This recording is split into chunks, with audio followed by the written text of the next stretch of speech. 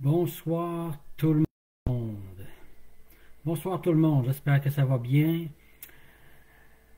Si vous m'entendez, vous pouvez me faire un petit allô, un petit coucou sur les réseaux sociaux. Donc ce soir, êtes-vous prêts? Êtes-vous prêts à m'entendre? J'espère que vous avez passé un bon temps de Pâques, un bon temps de résurrection entre vos membres de famille, vos amis, frères et sœurs en Jésus. Allô Caroline, content de te voir, content de savoir que tu m'entends. Vous avez passé un bon temps, mais moi j'ai un témoignage en fin de semaine, ça a été un temps merveilleux, un temps où une famille entière s'est donnée à Jésus. Les parents, les 4 enfants, des jeunes enfants, au début de la vingtaine, c'était glorieux.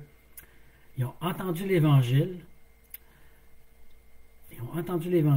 ils se sont repentis de leurs péchés, ils se sont fait baptiser d'eau, et ils ont reçu le baptême du Saint-Esprit. Ils se sont mis à prier en langue dans l'eau.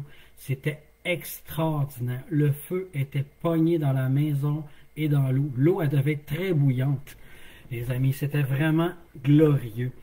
Puis, salut Danny, salut Benoît. C'était vraiment comme dans les Actes des Apôtres. Je me plais souvent à dire qu'on est dans Acte 29.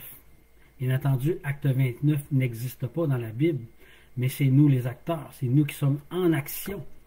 Et ce soir, ma question, est-ce que vous êtes duplicable? Est-ce que vous êtes reproduisable dans votre quotidien? Allô Nathalie, allô Hélène. Est-ce que vous êtes réveillés et zélés et fougueux pour l'Évangile, remplis d'amour et de compassion, contagieux? Mais ce soir, j'ai le goût de vous rendre contagieux, les amis. Allô Lison, allô Lynn. Ce soir, mon but, c'est de vous rendre contagieux. Contagieux, de témoigner, d'évangéliser et de porter du fruit aussi. Entre autres avec un outil ce soir. Bonsoir Michel. Et avant d'aller plus loin, j'avais un verset en tête dans Isaïe 60, le verset 1. Je vais vous le lire. Lève-toi, sois éclairé, car la lumière arrive.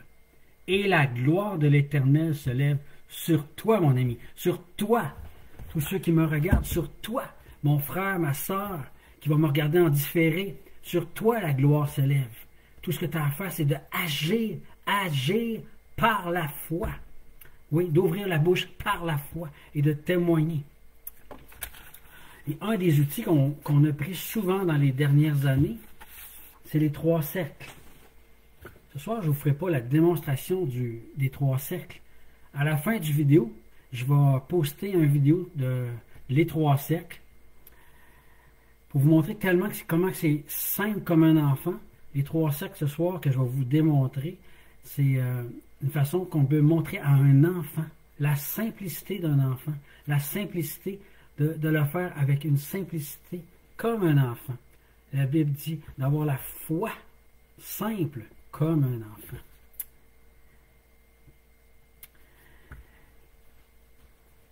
Un exemple que je voulais vous exhorter avant de tomber dans mon sujet. Quand vous abordez les gens, souvent il y a plusieurs personnes qui ne savent pas comment aborder, mais je vais vous donner un petit exemple. En discutant avec les gens, on s'aperçoit qu'ils vivent des problèmes X, des problèmes de lourdeur dans leur vie, manque d'emploi, ils viennent de vivre un décès. Il y a des défis, il y a des challenges de la vie. Mais vous pouvez tout simplement leur dire, j'ai pas vécu exactement ton problème, mais j'ai vécu des choses similaires. Puis avec toi, je pourrais te partager une solution qui m'a vraiment aidé. Mais à ce moment-là, on leur présente les 3 cercles. Simplement. Vous savez, faire les 3 cercles, des fois, on trouve ça peut-être difficile de présenter l'Évangile. Peut-être qu'on est timide, peut-être qu'on a peur de la réaction de la personne qui est devant nous. Mais pratiquez-vous devant votre ordinateur, pratiquez-vous devant votre ami, votre conjointe, votre frère, votre soeur, peu importe. Parce que vous pratiquez, c'est comme quand on apprend à conduire en auto sur un terrain qui est neutre, qui n'a aucun obstacle. Mais là, le professeur met des cônes oranges un peu partout. Fait que c'est challengeant. des fois, on accroche le cône jaune, puis on recommence. Ben, les 3 cercles, en se pratiquant, oui, ça se peut qu'on se trompe. Mais plus qu'on va le pratiquer, et plus qu'on va devenir bon, à l'aise, puis quand ça va arriver dans le temps, dans la rue, dans un centre commercial, peu importe l'endroit, vous allez devenir de plus en plus à l'aise. Je vous encourage à vous pratiquer. Disciplinez-vous, à vous entraîner. Comme quelqu'un qui veut gagner un marathon, il s'entraîne. Il n'arrive pas du jour au lendemain puis à courir les 42 km. Il va courir 1 km à la fois. Entraînez-vous, pratiquez-vous. Puis faire ça, mais c'est faire des disciples. C'est de montrer à quelqu'un d'autre à faire d'autres disciples. En fait, seulement quand on a baptisé les gens, on a montré à d'autres gens comment présenter l'Évangile, comment baptiser, comment prier pour les malades. Il y a quelque chose qui est duplicable. Ça c'est pas juste une personne, c'est pas juste Éric qui baptise, mais c'est les autres, c'est les nouveaux chrétiens. On devient duplicable, les amis. OK, je vais tomber dans mon sujet sur les 3 cercles ce soir. OK. Les 3 cercles, souvent, il y a toutes sortes d'objections. La première objection, juste pour vous prouver qu'il y a des objections, si on regarde dans la parole de Dieu, dans Actes 17, au verset 32 à 34, juste à les prendre en note. Actes 17, 32 à 34. Je vais vous le lire. Lorsqu'ils entendirent parler de résurrection des morts, les uns se moquèrent, et les autres dirent, nous t'entendrons là-dessus une autre fois. Ils n'étaient pas d'accord. Ainsi Paul se retira du milieu d'eux. Quelques-uns cependant se joignirent à lui et crurent. Parmi eux figurait Dénis l'Aréopagite, une femme du nom de Damaris, et d'autres avec eux. Fait qu'il y en a qui ont cru, puis il y en a qui n'ont pas cru. Il y en a qui l'ont rejeté, puis il y en a qui l'ont cru. Fait que ça va vous arriver, les amis. C'est une bonne nouvelle. C'est une bonne nouvelle. Et que je continue. Fait que quand on lit ce verset-là, on s'aperçoit qu'il y a des gens qui veulent suivre, puis il y a des gens qui ne veulent pas suivre. OK? Et ce soir, je vais vous emmener un petit peu plus loin. Vous connaissez tout ce dessin-là. Vous l'avez tous déjà vu à quelque part un jour ou l'autre. Les feux de la circulation. Vous allez rencontrer des rouges. Vous allez rencontrer des rouges. Les rouges, eux, ils sont loin de Dieu. Ils sont vraiment pas proches de Dieu. Ils sont fermés. Ils veulent rien savoir. Ils vous écouteront pas. Ils vont peut-être vous écouter poliment, mais ça ira pas plus loin. Après ça, il y a les jaunes. Les jaunes, ben, quand on arrive sur le feu de circulation, le jaune, c'est un avertissement. Si on passe, il y a un risque. Si on passe pas, ben, on est plus sécuritaire. Mais le jaune, c'est la personne qui est hésitante, qui se pose des questions, mais pas certaine encore. Mais le jaune, avec lui, ce qu'on peut faire, c'est, à la fin des 3 cercles, est-ce que tu serais intéressé? Est-ce qu'on prenne un café ensemble? Qu'on puisse discuter de la Bible, pour que je puisse répondre à tes questions, tes hésitations. On peut aller dans la Bible ensemble. Fait que là, on prend un café, on prend un rendez-vous avec la personne, puis on amène notre Bible, puis on va y présenter certains versets. Je vous invite à écrire les versets, puis je vais juste en décortiquer juste un avec vous ce soir. Écrivez Luc 7, 36 à 50. Après ça, Marc 2, les versets 1 à 12. Si je trouve vite, écrivez-le dans les commentaires, puis je vous les renvoyerai. Après ça, Luc 18, les versets 9 à 17. Et le dernier, Luc 15, les versets 11 à 32. Maintenant, on va aller dans Marc 2 pour vous donner juste un exemple. Qu'est-ce que vous pouvez faire avec une personne qui est hésitante et qui est prête à prendre un café, qui veut en savoir un petit peu plus. Fait que Marc 2, les versets 1 à 12. Quand on lit l'histoire, avec la personne. Si la personne a une Bible, on va lui faire lire les versets. OK? On la fait participer à la discussion.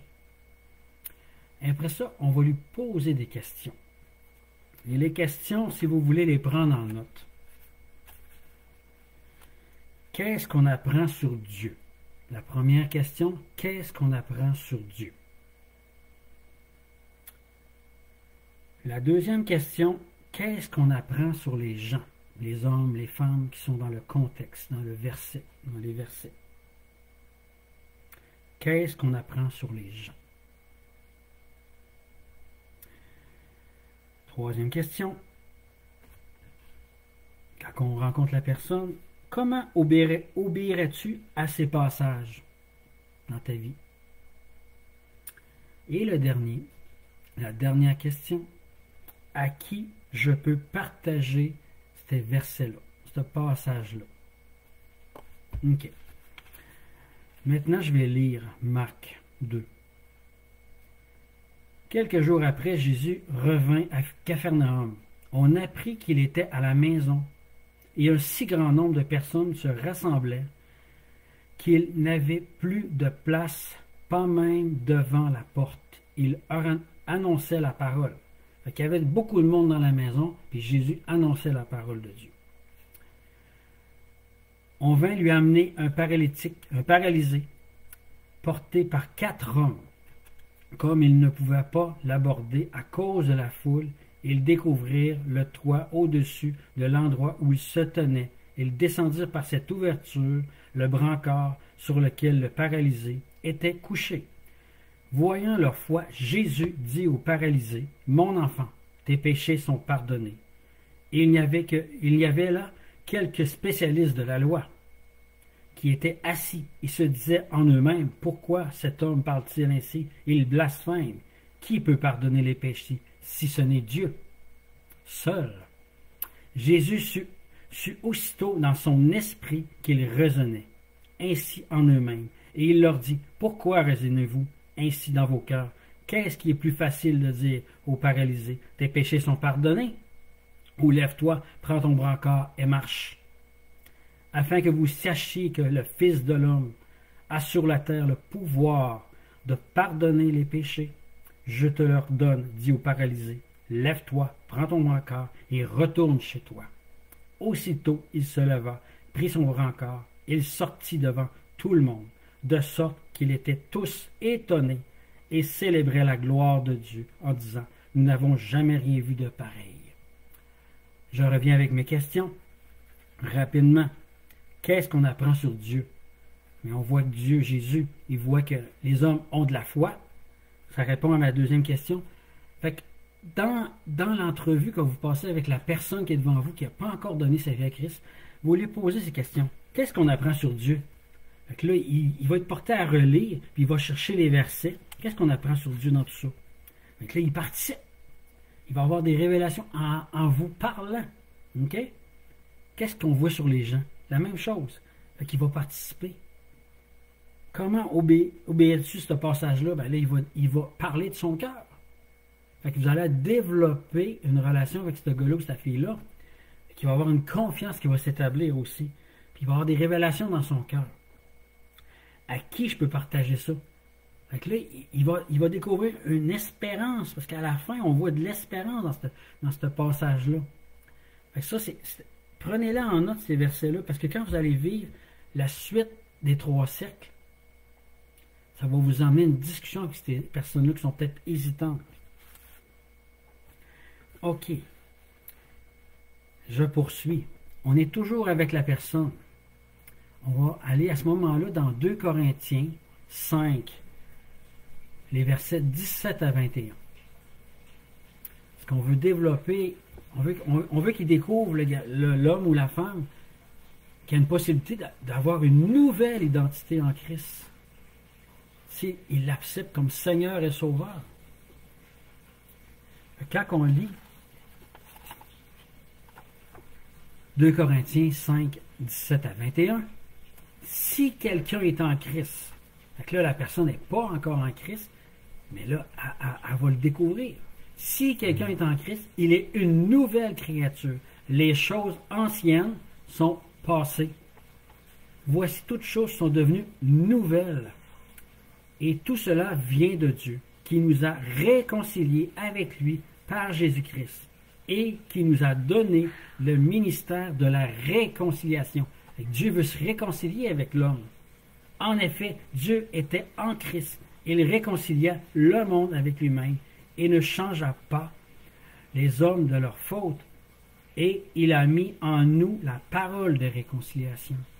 Nous sommes donc des ambassadeurs pour Christ, comme si Dieu adressait par nous son appel. Nous supplions au nom de Christ, soyez réconciliés avec Dieu. En effet, celui qui n'a pas connu le péché, il l'a fait devenir péché pour nous, afin qu'en lui, nous devenions justice de Dieu. Fait qu'à ce moment-là, après avoir lu ça avec la personne, puis moi je vous encourage à faire lire la personne les versets, tous les versets que je vous ai parlé ce soir, parce que je vous ai donné un exemple dans Marc seulement, mais je vous encourage à faire les quatre histoires différentes avec la personne, puis de poser des questions. Vous allez voir, il va y avoir une interaction, il va y avoir des révélations. Fait avec 2 Corinthiens 5, 17 à 21, vous pouvez lui dire, c'est où qu'on voit qu'il y a une nouvelle créature. Fait que là, il va chercher dans la Bible, il va découvrir, c'est dans le verset 17. C'est où qu'on voit qu'on devient des ambassadeurs. Moi, j'étais militaire. J'ai été ambassadeur du Canada dans d'autres pays. Je représentais le Canada, les forces armées canadiennes dans d'autres pays. J'avais un prestige. Un ambassadeur, il y a un prestige. On est des ambassadeurs sur terre, les amis. Pour Jésus. Avec Jésus, les amis. Puis là, vous pouvez poser aussi la question, c'est où qu'on voit le message du ministère de réconciliation? Fait que là, il va chercher les versets. Il va les chercher. C'est de poser ce genre de questions-là, ça va les aider à prendre des décisions. Puis en discutant avec eux autres, ben, où est-ce t'en es rendu, mon ami, avec tout ça? Avec cette réflexion-là, avec ces révélations-là que tu as eues ce soir dans notre discussion. Puis là, il va s'adresser à nous à ce moment-là. Puis, la dernière couleur, le vert. Les verts, eux, sont déjà prêts, sont chauds, sont bouillants. C'est des personnes de paix. C'est des personnes de paix. Une personne de paix, c'est qui? C'est la personne qui veut se faire baptiser. C'est la personne qui veut se repentir, qui veut suivre Christ, qui veut aller, qui veut faire ce que la parole de Dieu dit. Il n'est pas hésitant, il n'a pas peur, il est prêt. Il est prêt, il a entendu la parole, il veut se repentir, il veut se faire baptiser, il veut aller plus loin. Il a faim, il a soif, il a soif, il a soif, il a faim, il veut manger de la parole. Il y a des questions, il n'arrête pas de questionner celui-là qui l'a sollicité avec la parole de Dieu. Amen. Un autre outil, les amis, pendant que je suis là, des outils très simples pour suivre avec ce jeune homme-là, avec cette personne-là, parce que si à la fin, là, elle a accepté ce Seigneur, puis elle veut suivre, vous pouvez prendre ce jeune homme-là, puis découvrir son environnement, ses contacts proches, sa famille, ses amis, les endroits qui va régulièrement, comme au dépanneur, à l'épicerie, mettre de l'essence dans son auto, qu'il puisse faire une liste de noms de toutes ces personnes-là, puis qu'on puisse commencer à prier pour ces gens-là, que tranquillement on va pouvoir lui montrer comment les aborder, comment pouvoir amener l'Évangile à ces hommes-là, ces femmes-là. Oui, Seigneur. Puis on peut aussi, comment faire une liste? Ben, les gens qu'on connaît déjà, les endroits qu'on fréquente avec cette personne-là, puis les passions qu'il a, le gars, s'il va au gym, si c'est un coureur, si c'est un musicien, peu importe. Et là, il y a une liste de contacts dans toutes ces choses-là. Je me répète, les gens qui fréquentent de façon très régulière, les endroits qu'ils fréquentent de façon régulière, et les passions. Tout ça, c'est relié à des gens. Il y a des gens autour de ça.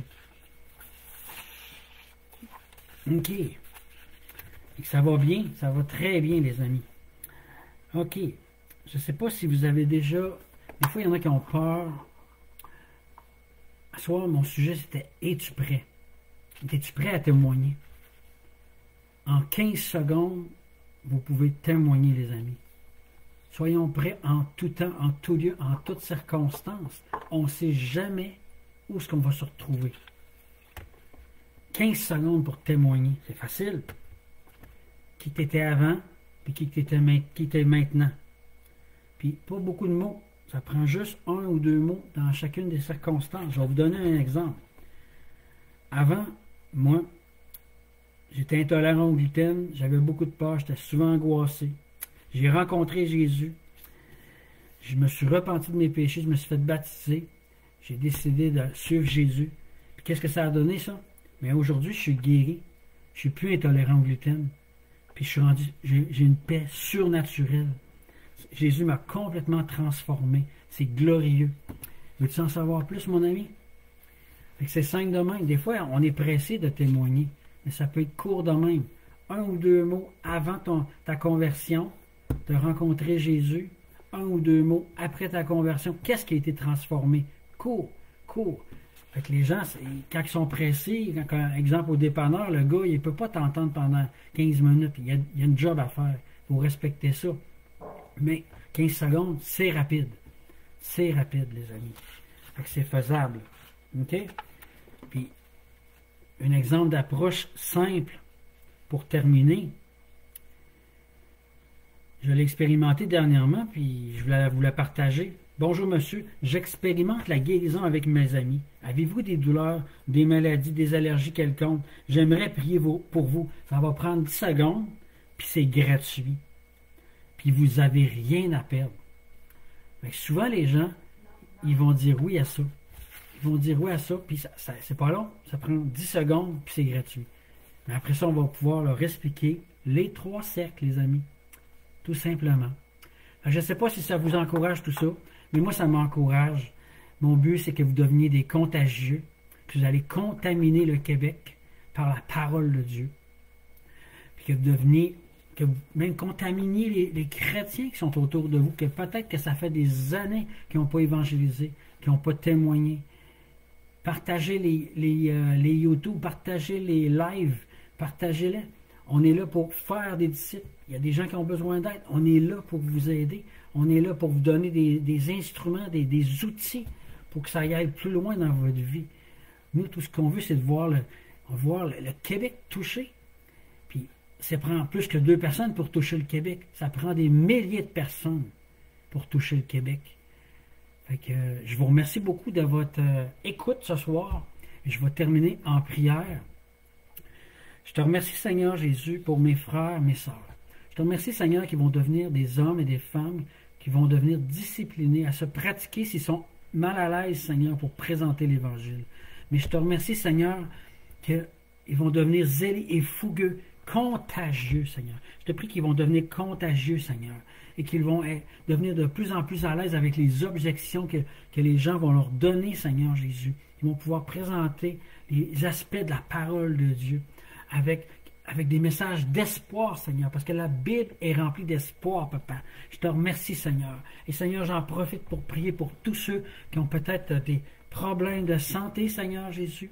Seigneur, je déclare la guérison sur le corps de mes frères, de mes sœurs, Seigneur, de leur âme, de leur esprit, soient complètement guéris. Je décrète, Seigneur Jésus, que corps, âme et esprit se soumettent à la parole de Dieu et qu'ils soient complètement guéris dans le nom de Jésus. Je te remercie, Seigneur Jésus. Je te remercie, Seigneur, de les rencontrer dans leur semaine, Seigneur, au nom de Jésus. Amen. Les amis, je vous lance le défi. Travaillez vos 3 cercles. Lancez-vous le défi. Hey, mon ami, j'ai un dessin à te montrer. Arrête 2-3 minutes. Faut que je me pratique. Mon ami Eric, il m'a dit de me pratiquer. J'ai pas le choix. Faut que je me pratique cette semaine.